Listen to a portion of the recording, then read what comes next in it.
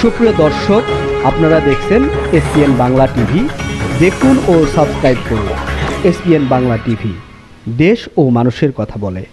জাতীয় নিরাপদ সড়ক দিবস উদযাপন উপলক্ষে গৃহীত মাসব্যাপী কর্মসূচি ও সড়ক নিরাপত্তার বিষয়ে আলোকপাত করার নিমিত্তে সংবাদ সম্মেলনে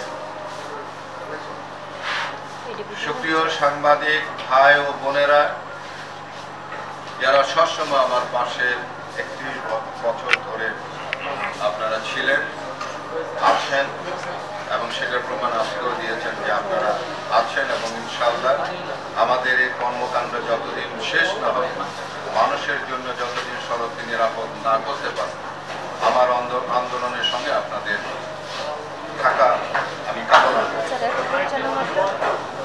হাজারো রক্তের বিনিময়ে অর্জিত নতুন বাংলাদেশে আপনাদেরকে এই নতুন বাংলাদেশের শুভেচ্ছা জানাচ্ছি। আমি প্রথমেই যাদের রক্তের বিনিময়ে অর্জিত নতুন স্বাধীনতা পেলাম, সে সকল বিধি আত্মার মাগফিরাত কামনা করছি। যারা এই আন্দোলনে আহত ও পঙ্গুত্ব বরণ করেছেন, তাদের সুচিকিৎসা, আরোগ্য লাভ ও সঠিক পুনর্বাসন কামনা করছি। নতুন বাংলাদেশ বিনির্মাণে জাতি তাদের আত্মত্যাগ চিরদিন স্মরণ করবে এবং আগামী বাংলাদেশ হবে রোড ক্র্যাশ মুক্ত, দুর্নীতিমুক্ত, সামাজিক নিরাপত্তা ও ন্যায় বিচার ভিত্তিক একটি বৈষম্যহীন, সকল বৈষম্যহীন একটি বাংলাদেশ। সুপ্রিয় সাংবাদিক বন্ধুগণ, আপনারা অবগত আছেন 1993 সালের 22 অক্টোবর আমার স্ত্রী জাহানারা কাঞ্চনের মর্মান্তিক রোড ক্র্যাশে চট্টগ্রামের চান্দনাইশে শাহাদত বরণ করেন। শাহাদত বরণ করার দিবসটিকে প্রতি বছর আমরা জাতীয় নিরাপদ সড়ক দিবস হিসেবে পালন করে থাকি। দেশ গঠনের এমন এক ক্লান্তি লগ্নে আসন্ন 22 অক্টোবর জাতীয় নিরাপদ সড়ক দিবস উদযাপন ও প্রাসঙ্গিক কিছু বিষয় আলোকপাত করতে আজকের সংবাদ সম্মেলনের আয়োজন করা হয়েছে। আপনারা জানেন, নিরাপদ সড়ক চাই, রোড ক্র্যাশ মুক্ত বাংলাদেশ গড়ার লক্ষ্যে গত প্রায় 31 বছর ধরে নিরলসভাবে কাজ করে যাচ্ছে। এই সময়ের মধ্যে দেশে একাধিক সরকার এসেছে দেশ পরিচালনায়। আমরা প্রতিটি সরকারের কাছে রোড ক্র্যাশ মুক্ত বাংলাদেশ গড়ার বিষয়ে আমাদের লক্ষ্য, জ্ঞান, পরিকল্পনা তুলে ধরেছে, কিন্তু প্রতিটি সরকারের ভেতর ঘাপটি মেরে থাকা পরিবহন মালিক, শ্রমিক সংগঠনের নেতাদের দাপটে একটা পর্যায়ে সরকার অসহায় অথবা কম্প্রোমাইজ করেছে। সরকারের যে শাখাগুলি রোড সেফটি বাস্তবায়ন করবে, তারা এই অশুভ চক্রের লালন ও পালন কর্তা বনে গেছে। ফলে কাঙ্ক্ষিত অগ্রগতি হয়নি, যতটুকু হয়েছে তার বেশি হয়েছে দুর্নীতি। সাম্প্রতিক একটা উদাহরণ দেই। জুলাই ছাত্র জনতার অভ্যুত্থানে মেট্রো রেলের মিরপুর ও কাজীপাড়া স্টেশন ক্ষতিগ্রস্ত হওয়ার পর দেশবাসীকে জানানো হলো কমপক্ষে 1 বছর সময় লাগবে এই দুটি স্টেশন চালু হতে এবং আনুমানিক প্রায় 100 কোটি টাকা খরচ হবে। বর্তমানে অন্তর্বর্তীকালীন সরকার দায়িত্ব নেওয়ার পর মাত্র 2 মাসের মাথায় কাজীপাড়া স্টেশনটি চালু করা সম্ভব হয়েছে অনেক কম খরচে। সম্প্রতি আপনারা এই নিউজ করেছেন যে ঢাকার পরিবহন সেক্টর থেকে প্রতিদিন 1,65,00,000 চাঁদা তোলা হতো। এবার সমগ্র দেশের কথা ভাবুন। রক্তচোষা এসব নেতা ও তাদের মদতদাতা বা আশ্রয়দাতা সরকার ও প্রশাসনের কাছ থেকে কি সার্ভিস আশা করা যায়? সম্প্রতি অর্থ ও বাণিজ্য উপদেষ্টা বলেছেন, চাঁদা আদায় হচ্ছে আগের মতোই, শুধু মুখ বদল হয়েছে। তাই যদি হয় তাহলে সড়কের শৃঙ্খলা আদৌ ফিরবে কিনা আমরা শঙ্কিত। এবং আগের যে সরকারগুলো ছিল আপনারা দেখেছেন যে আমার অসহায়তা, আমি তাদের কাছে ভিক্ষুকের মতো যে উপস্থিত হতে হতো। আমাদের দাবি দাওয়াগুলো পেশ করা হতো, কিন্তু পুরো গ্রুপ আমার বিরুদ্ধে লড়েছে। এবং আপনারা দেখেছেন যে 2012 সালে যখন প্রথম আমি আইনটিকে নিয়ে আমি কথা বলেছি যে 1983 সালের আইনটাকে পরিবর্তন করা দরকার, তখন যে ড্রাফট তৈরি হয়েছিল সেই ড্রাফটের পরিপ্রেক্ষিতে কিন্তু আমরা যখন শহীদ মিনারে এই অনুষ্ঠানে ঘোষণা করেছিলাম যে আইন পরিবর্তন করতে হবে, সেই সময় আপনারা দেখেছেন আমার ছবির ওপর তারা জুতার মালা দিয়েছে, ঝাড়ু দিয়ে আমার ছবিকে পিটিয়েছে এবং আমার পুষ্পস্তলিকা দাহ করেছে। প্রিয় সাংবাদিক বন্ধুগণ, আপনারা জানেন 2012 সালে প্রতি বছর আমরা সংবাদ সম্মেলনের মাধ্যমে দেশবাসীর সামনে বেসরকারিভাবে রোড ক্র্যাশ পরিসংখ্যান দিয়ে আসছিলাম, যদিও কাজটি সরকারের। আন্তর্জাতিক রোড সেফটি নীতিমালা অনুযায়ী প্রতিটি দেশ রোড ক্র্যাশ সংক্রান্ত ডাটা সংরক্ষণ করবে, কিন্তু পরিতাপের বিষয় সরকারকে বারবার বিষয়টি অবহিত করা সত্ত্বেও সরকার এটির প্রতি কোনো গুরুত্ব দেয়নি। বাধ্য হয়ে 2012 সাল থেকে দেশবাসীকে অবহিত করার মানুষে আমরা আমাদের সক্ষমতার গণ্ডিতে একটি সেকেন্ডারি ডাটা প্রকাশ করি। পরবর্তীতে আমাদের দেখা দেখি আরও দু একটি সংগঠনও ডাটা দেওয়া শুরু করে এবং একজনের ডাটার সাথে অন্যজনের ডাটার কোনো সামঞ্জস্য খুঁজে পাওয়া যায় না। এতে দেশবাসী বিভ্রান্ত হচ্ছে মনে করে এবং সরকারও এক পর্যায়ে নিজেরাই ডাটা দেবে ঘোষণা দেওয়া। আমরা 2023 সাল থেকে সংবাদ সম্মেলনের মাধ্যমে রোড ক্র্যাশ ডাটা আর প্রকাশ করব না বলে আনুষ্ঠানিক ঘোষণা প্রদান করি। তবে সরকারের একটি আন্তর্জাতিক ডাটা সিস্টেম থাকা উচিত বলে আমরা মনে করি। এখনো পর্যন্ত সেটি সরকারিভাবে সেই ডাটা সিস্টেম এখনো পর্যন্ত তৈরি হয় নাই। আমরা এই অন্তর্বর্তীকালীন সরকারকে আমরা আহ্বান জানাচ্ছি যে রোড ক্র্যাশ নিয়ন্ত্রণের জন্য অবশ্যই ডাটা একটি বড় ব্যাপার। এই ডাটা ব্যাংক তৈরি করার জন্য আমরা তাদের কাছে আহ্বান করছি। প্রিয় বন্ধুরা, নিরাপদ সড়ক চাই, নিশ্চয় মনে প্রাণে রোড ক্র্যাশ মুক্ত বাংলাদেশ দেখতে চায়। এ লক্ষ্যে দেশের ভেতরে ও বিদেশে আমাদের 120টি শাখা সারা বছর ব্যাপী নিরলস কাজ করে যাচ্ছে। স্বেচ্ছাপ্রতি হয়ে সকল আন্তরিকতার সাথে কাজটি করেছে। নিজেদের সময়, অর্থ, মেধা ও শ্রম ব্যয় করে আমাদের সহযোদ্ধারা সড়ক ও যানবাহন ব্যবহারকারীদের সচেতন করতে এই কাজগুলো করে থাকে। পাশাপাশি স্থানীয় প্রশাসনের মাধ্যমে নিজ নিজ এলাকায় রোড ক্র্যাশের কারণগুলো বের করে সেগুলো নিরসনের জন্য অ্যাডভোকেসি করে থাকে। মূলত রোড ক্র্যাশ মুক্ত বাংলাদেশ এখন 18 কোটি জনগণের প্রাণের দাবিতে পরিণত হয়েছে। প্রতিদিন এ কাজে বড় বাধা হয়ে দাঁড়িয়েছিল পরিবহন মালিক ও শ্রমিক সংগঠন সমূহ, চাঁদাবাজেরা। বর্তমান অন্তর্বর্তীকালীন সরকার দায়িত্ব নেওয়ার পর আমরা কিছুটা আশায় বুক বেঁধেছি।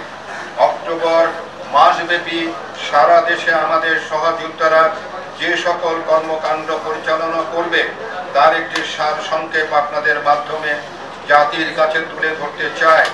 কর্মকাণ্ডের মধ্যে আছে ফ্রি হেলমেট বিতরণ, সড়কে যানবাহনের চলাচলের জন্য করণীয় শীর্ষক সচেতনতামূলক লিফলেট বিতরণ, আমাদের ভবিষ্যৎ প্রজন্মকে সড়ক ব্যবহারে সচেতন করতে শিক্ষার্থী সমাবেশ, যারা স্বেচ্ছাশ্রম দিতে চায় এমন সড়ক যোদ্ধাদের মাঝে সেফটি জ্যাকেট বিতরণ, মোটর শ্রমিকদের মাঝে সেফটি জ্যাকেট বিতরণ, রাস্তায় যানবাহন চলাচলে এবং পথচারী পারাপারে স্পিড ব্রেকার, জেব্রা ক্রসিং ও রংকরণ, যানবাহন নিরসনে ট্রাফিক ক্যাম্পেইন, সড়ক নিরাপত্তা ইস্যুতে সংবাদ সম্মেলন, শিক্ষার্থীদের মাঝে শিক্ষা উপকরণ প্রদান, সড়ক নিরাপত্তা সংক্রান্ত শিক্ষার্থী প্রশিক্ষণ কর্মশালা, শিক্ষক প্রশিক্ষণ কর্মশালা, অভিভাবক সমাবেশ, মা সমাবেশ, চালক প্রশিক্ষণ কর্মশালা,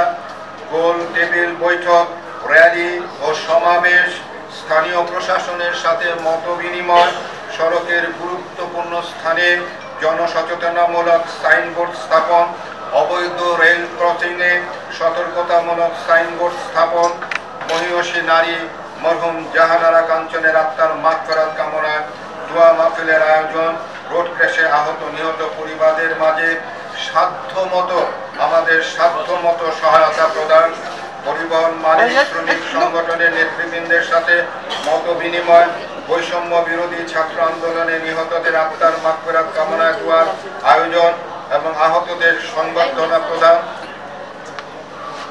যেখানে নগর পরিবহন সার্ভিস নেই সেখানে নগর পরিবহন চালুর দাবিতে জেলা প্রশাসকের স্মারকলিপি প্রদান, মানববন্ধন, শহরের জনবহুল এলাকায় সড়ক সচেতনতামূলক আলোকচিত্র প্রদর্শনী, স্কুল কলেজ বিশ্ববিদ্যালয়ের শিক্ষার্থীদের মাঝে সড়ক নিরাপত্তা বিষয়ে বয়স ভিত্তিক রচনা প্রতিযোগিতার আয়োজন ও সেরাদের পুরস্কার বিতরণ, পরিবেশ রক্ষায় বৃক্ষরোপণ কর্মসূচি পালন, দুর্ঘটনায় আহতদের স্বেচ্ছায় রক্তদান, দুর্গাপূজার সময় জনবহুল মণ্ডপে যাতায়াতে রাস্তায় ট্রাফিক ক্যাম্পেইন ও যানবাহন চলাচলে স্বাভাবিক রাখা, ইমামদের নিয়ে সড়ক নিরাপত্তামূলক প্রশিক্ষণ কর্মশালা, বিট পুলিশিং ও হাইওয়ে পুলিশের সাথে মত বিনিময়, যানবাহন মালিকদের সাথে মত বিনিময়, উন্মুক্ত জলাশয়ে মৎস্য অবমুক্তকরণ, মহামান্য রাষ্ট্রপতি, মাননীয় প্রধান উপদেষ্টা ও সংশ্লিষ্ট উপদেষ্টাদের মূল্যবান বাণী এবং দেশের সকল বিশেষজ্ঞদের লেখা নিয়ে নিরাপদ নামে একটি স্মরণিকা প্রকাশ, 22শে অক্টোবর জাতীয় নিরাপদ সড়ক দিবস উদযাপনে উপলক্ষে সরকারি কর্মসূচিতে অংশগ্রহণ এবং নিশ্চয় কেন্দ্রীয় শাখা পর্যায়ে নিজস্ব কর্মসূচি পালন। আমি আজকে অত্যন্ত দুঃখের সঙ্গে একটি কথা বলতে চাচ্ছি। গত 7 বছর নিরাপদ সড়ক দিবস এইটি পালিত হয়েছে সভা সেমিনার সঙ্গে থেকে যে একটি র্যালি। এবার শুনছি যে তারা র্যালিটি করবে না যানজটের দোহাই দিয়ে। আমি জানি না তাদের মাথায় কে জিনিসটি ঢোকালো, তবে তারা যদি নাও করে আমরা কিন্তু এই র্যালি অবশ্যই শহরে আমরা করবো ইনশাআল্লাহ। দায়িত্ব সরকারের, আমরা হলাম স্টেক হোল্ডার। অতীতে যখন যে সরকার দেশ পরিচালনা করেছে স্বভাবতই সড়ক নিরাপত্তার দাবি দেওয়া নিয়ে তাদের কাছে যেতে হয়েছে। তার মানে এই নয় যে আমি বা আমার সংগঠন সেই সরকারের অংশ। শুধুমাত্র আমাদের আন্দোলনকে দমিয়ে রাখার জন্য একটি অশুভ চক্র সুকৌশলে রাজনৈতিক ট্যাগ লাগিয়ে দিয়েছে। যখন যে সরকার ক্ষমতা এসেছে আমাকে বানিয়েছে তার বিরোধী দলের লোক। অত্যন্ত পরিতাপের সাথে বলতে হচ্ছে বর্তমান অন্তর্বর্তীকালীন সরকারকেও কান ভারী করা হচ্ছে এই বলে যে আমি পতিত সরকারের লোক। দুঃখ ভারাক্রান্ত মনে বলতে হচ্ছে 31 বছর ধরে দেশের মানুষের কল্যাণ নিরলসে কাজ করে যাওয়া সংগঠনটিকে সকল সরকারের কাছে অবহেলিত ও নিগৃহীত হতে হয়েছে। আপনারা নিশ্চয়ই জিনিসটি খেয়াল করেছেন। আপনারা অবগত আছেন 2018 সালে শিক্ষার্থী আন্দোলনের ফলে তৎকালীন সরকার সড়ক পরিবহন আইন 18 নামে একটি আইন পাশ করলেও আইনটি আজও পুরোপুরি বাস্তবায়ন হয়নি এবং আইনটিকে সড়ক ব্যবহারকারীদের নিরাপত্তার বিষয়টি উপেক্ষিত। আমরা বারবার সরকারকে অনুরোধ করেছিলাম আইনটির নামকরণ সড়ক পরিবহন ও সড়ক নিরাপত্তা আইন করা হোক। দুঃখের বিষয় দুষ্ট চক্রের চাপে শেষ পর্যন্ত নিরাপদ সড়ক এই আইনটিকে রাখা হয়নি। এবং আপনারা এটাও দেখেছেন কিনা জানি না যে 2016 সালে আমি যে ড্রাফটটি করেছিলাম সেই ড্রাফটির কথাই বলছে, সেই আইনটির কথাই বলছে। সেখানে সড়ক নিরাপত্তা এবং সড়ক পরিবহন আইন নামে আমি সেই ড্রাফটটি আমরা জমা দিয়েছিলাম।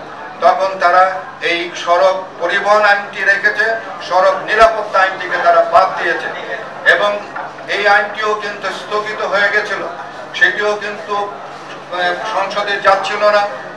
তারপরে যখন 2018 সালে রমিজউদ্দিন স্কুলের ছাত্ররা মারা গেল সেই সময় কিন্তু এই ছেলেদেরকে রাস্তা থেকে উঠানোর জন্য আমার কাছে কিন্তু বহু চাপ আসলো এবং সেই সময় আমাকে কথা দিল যে এই আপনার যে আইনটি সেটিকে বাস্তবায়ন করা হবে।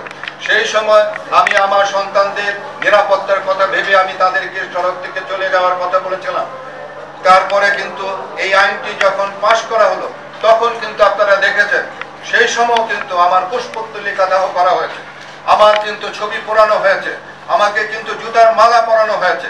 এই সমস্ত কাজগুলো কিন্তু অতীত সরকারগুলো কিন্তু সরকারের মধ্যে লুকিয়ে থাকা এই অসৎ দানবগুলো কিন্তু আমার বিরুদ্ধে এই ধরনের কাজগুলো করেছে। তো সেই আইন এখনো পর্যন্ত বলবৎ হয়নি এবং আমরা এখন এই মুহূর্তে আমরা দাবি করছি যে ওই যে সড়ক নিরাপত্তা যে আইন, সেই আইনটি যেন এই বৈষম্যহীন সরকার যেটি এসেছে তারা যেন এই আইনটিকে মানে তারা পাশ করে জনগণের জন্য যেটি এটি যেন পাশ করে জনগণকে সড়কের মানে মৃত্যুর হাত থেকে যেন তারা রক্ষা করে। প্রিয় সাংবাদিক বন্ধুগণ, বিশ্বব্যাপী প্রতিরোধযোগ্য রোড ক্র্যাশের মানুষের মৃত্যু, পঙ্গুত্ব, অসুস্থতা কমানো এবং সংশ্লিষ্ট অর্থনৈতিক ক্ষতি লাঘবের উদ্দেশ্যে টেকসই উন্নয়ন লক্ষ্যমাত্রা 2030 সালের মধ্যে বিশ্বব্যাপী রোড ক্র্যাশে নিহত আহতদের সংখ্যা শতকরা 50% কমিয়ে আনার উদ্যোগ গ্রহণ করা হয়েছে। এ লক্ষ্যে জাতিসংঘের সাথে মিল রেখে বাংলাদেশ সরকার কর্তৃক global plan for second decade of action for road safety 2021 থেকে 2030 ঘোষণা করা হয়। উক্ত পরিকল্পনা বাস্তবায়নের জন্য হাতে খুব বেশি আর সময় নেই, কারণ 2024 চলে যাচ্ছে, আর মাত্র হয়তো 6 বছর আছে। এখন থেকে সংশ্লিষ্ট সরকারি ও বেসরকারি প্রতিষ্ঠানসমূহ সম্মিলিতভাবে কাজ না করলে লক্ষ্যে পৌঁছানো সম্ভব হবে না।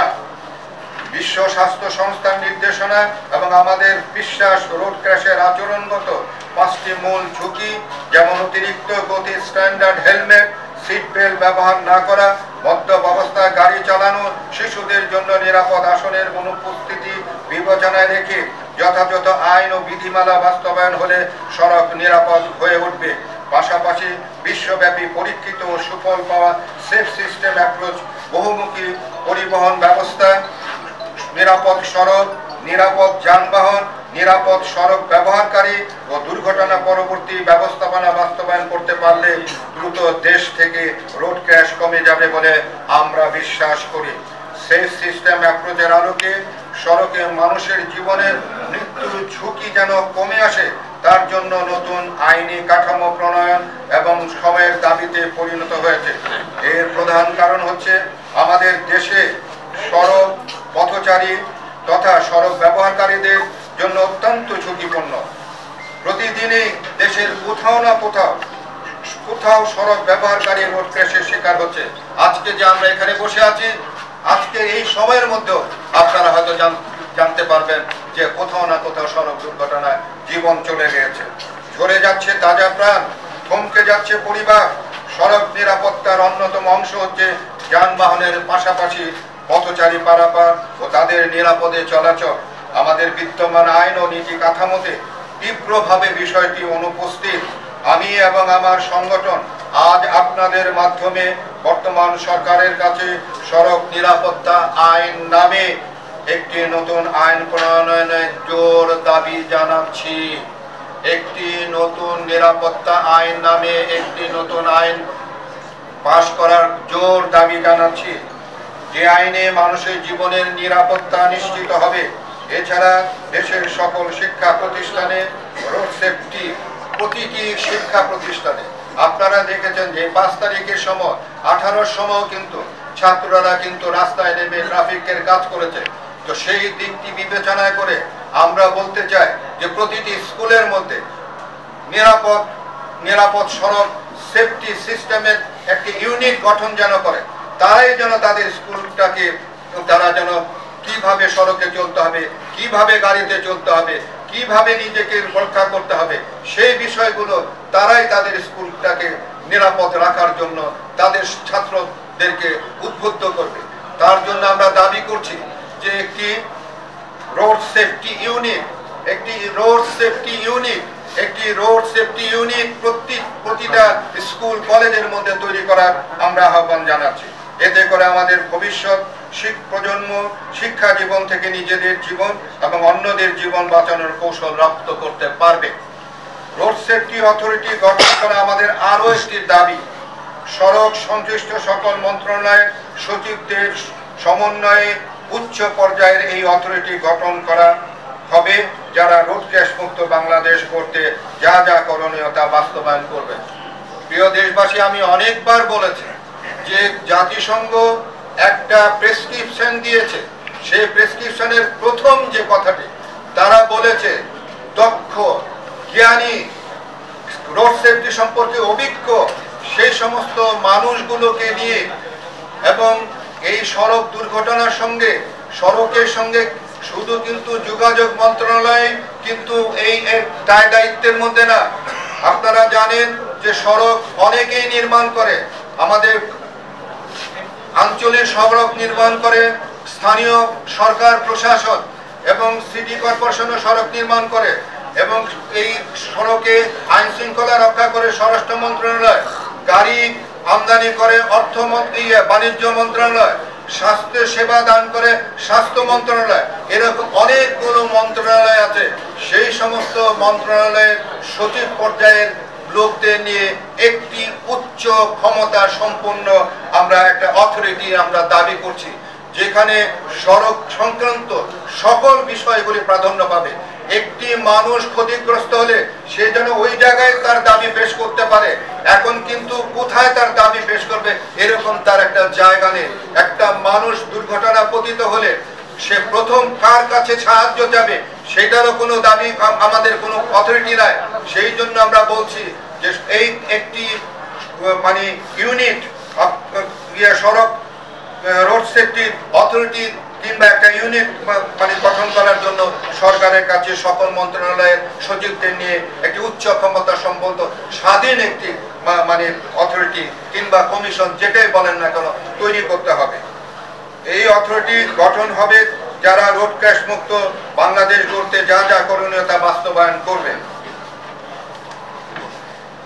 ধৈর্য ধারণ করে এতক্ষণ আমাদের বিশেষ করে আমার বক্তব্য শোনার জন্য আপনাদেরকে আমার অন্তরের অন্তঃস্থল থেকে আবারও ধন্যবাদ ও কৃতজ্ঞতা জানাচ্ছি। এই বৈষম্যহীন রাষ্ট্রের তরফ থেকে আপনাদেরকে নিয়ে আমরা যেন এই রাষ্ট্রটিকে বৈষম্যহীন রাষ্ট্র, সড়ক দুর্ঘটনা মুক্ত, দুর্নীতি মুক্ত এবং আপনার চাঁদাবাদ মুক্ত এবং একটি নিরাপদ জীবনের জন্য আমরা যেন এই দেশটিকে আমরা গড়ে তুলতে পারি।